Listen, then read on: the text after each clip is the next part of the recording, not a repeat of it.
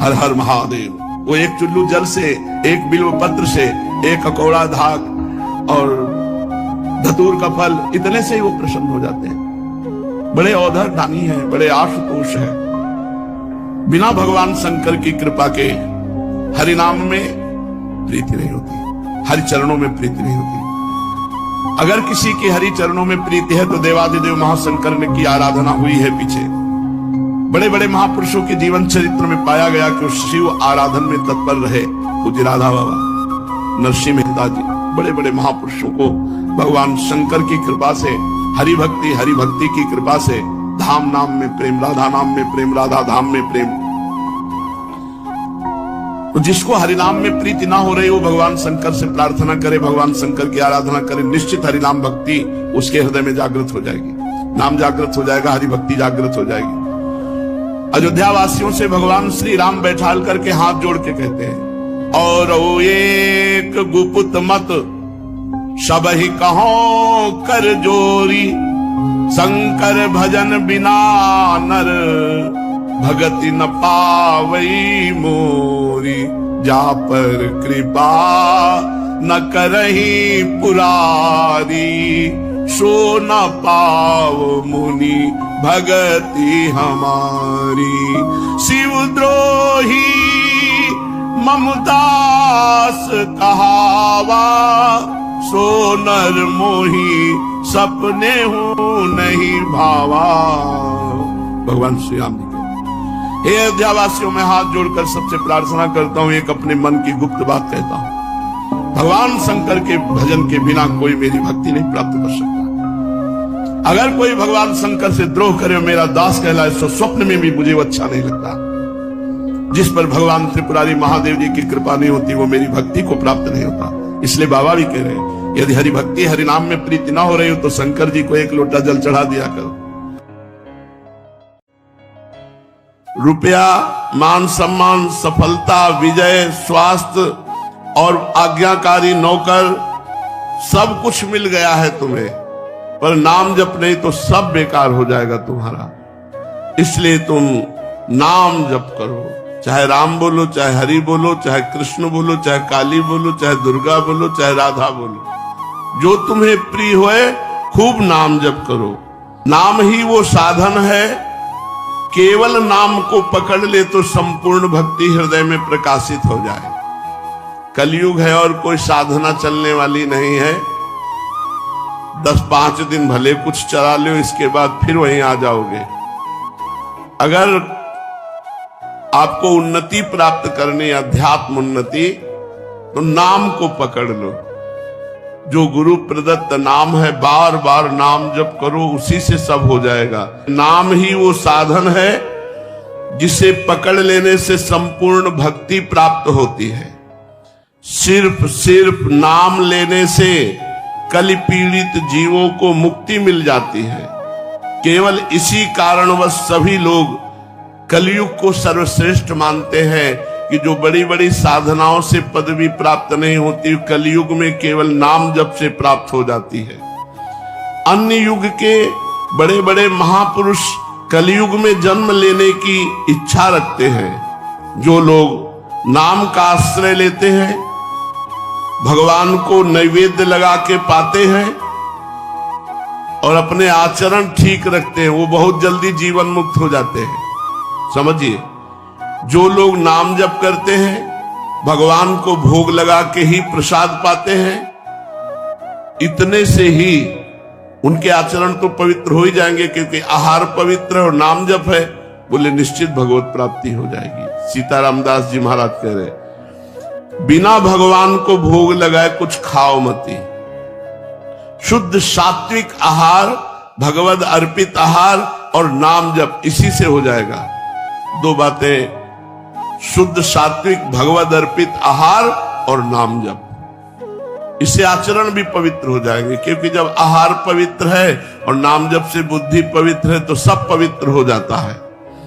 जो व्यक्ति सदैव नाम स्मरण करता है और पराई माताओं बहनों की तरफ गंदी दृष्टि नहीं रखता, पवित्र भोजन कर, लेकिन पहली पूजा गुरुदेव की जब हम पूजा करने के लिए बैठे तो पहले 2 पुष्प गुरुदेव के चरणों में अर्पित करके साष्टांग प्रणाम, फिर उनसे अनुमति लेकर के श्री जी की सेवा प्रारंभ करें। यदि पहले गुरु को प्रणाम और वंदना और पुष्प अर्पित नहीं किए तो गुरु पूजाम बिना देवी इष्ट पूजाम करोति यः मंत्रस्य तस्य तेजांसी हरते भैरव स्वयं।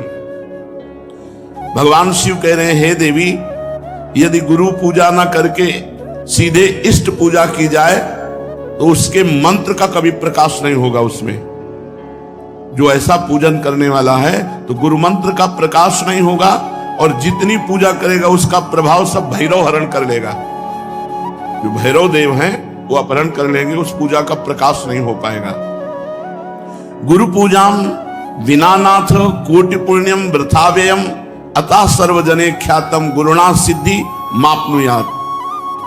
गुरु पूजा के बिना करोड़ों प्रकार के पुण्य सब व्यर्थ हो जाते हैं। जो सिद्धि का कारण जानते हैं वो सबसे पहले गुरुदेव की पूजा करते हैं। जैसे आप तीर्थ अवगाहन करने गए तो सबसे पहले गुरु को प्रणाम करो, फिर उस तीर्थ को प्रणाम करके तीर्थ अवगाहन करो। पहले गुरु, हर समय हर क्रिया में, घर से निकलने पहले गुरुदेव को प्रणाम किया।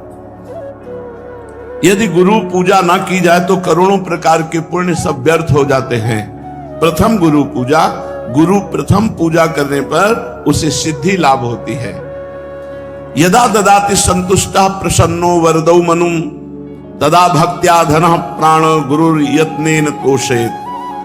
जब वरदायक गुरुदेव की प्रसन्नता प्राप्त होती है, देखो जगह जगह पर भगवान श्री राम को देखा गया, मर्यादा पुरुषोत्तम है। गुरु ही प्रणाम मन ही मन कीन्हा।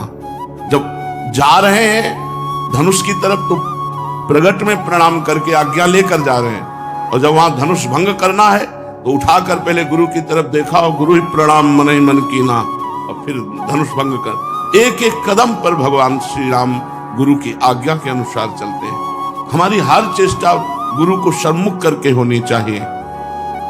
जो अपने गुरुदेव को प्रसन्न कर लेता है, संतुष्ट कर लेता है, उसके गुरुदेव सर्व सिद्धि कारण प्राण बन जाते हैं। गुरुदेव प्राण हो गए, अब कौन सी सिद्धि बकाया रह गई।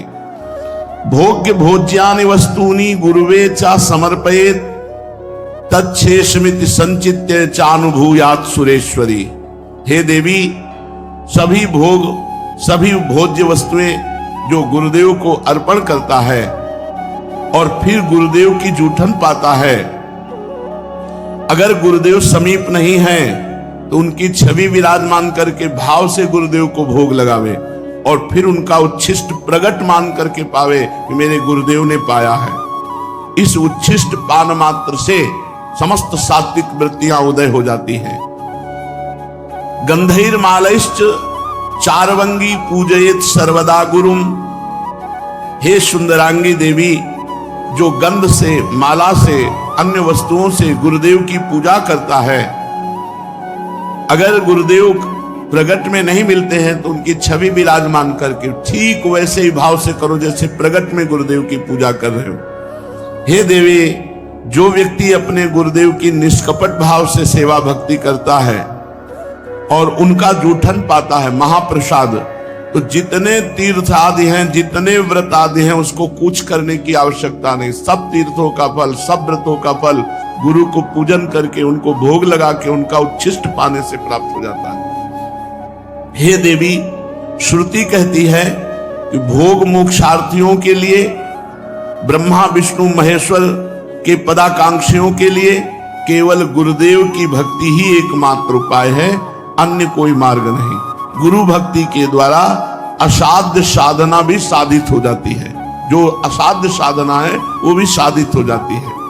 जैसे बहुत बड़ा पहाड़ जैसा रुई का ढेर लगा हो तो एक दिया सलाई लगाते ही भस्म हो जाती है, ऐसे ही गुरु सेवक के महान पर्वत जैसे पाप भी क्षण में भस्म हो जाते हैं।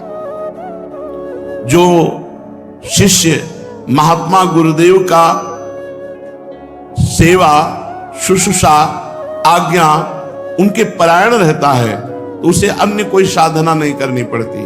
वो केवल गुरु सेवा कृपा कारणी बन जाती है और वो समस्त सिद्धियों का लाभ प्राप्त कर लेता है, उसके पाप क्षय हो जाते हैं, पुण्य राशि वर्धित होती है, सब काम उसके अलौकिक ढंग से होने लगते हैं, सब काम अलौकिक ढंग से होने लगते हैं, गुरु कृपा ही केवलम।